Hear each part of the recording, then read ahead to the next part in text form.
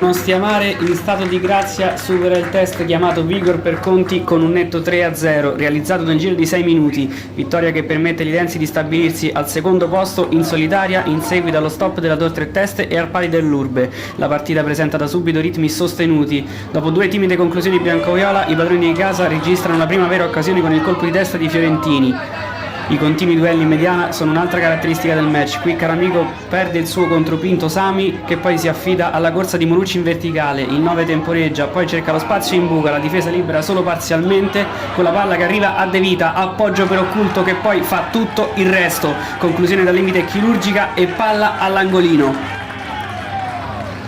Milanesi è protagonista poco più avanti, Di Vita ci prende gusto e mette una palla in area ottima tra difesa e portiere, si inserisce proprio il capitano che di testa beffa la corte in girata, con quest'ultimo che la tocca senza riuscire a deviarla dallo specchio. Secondo gol in campionato per il difensore.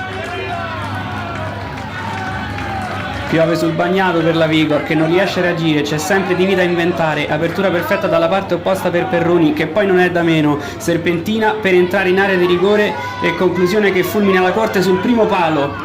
L'esultanza è sotto i suoi tifosi e ricorda quella di Jude Bellingham, una porzione di gara giocata nel migliore dei modi per i lidensi, apparsi a tratti devastanti. Nella ripresa i padroni di casa mostrano una reazione e si rendono subito pericolosi con questo tiro di prima intenzione di Morini finito fuori. Torna a spingere anche lo Stiamare, cross liberato ma non del tutto, i biancoviola recuperano al limite per poi affidarsi a Borgna, la palla però finisce sul fondo.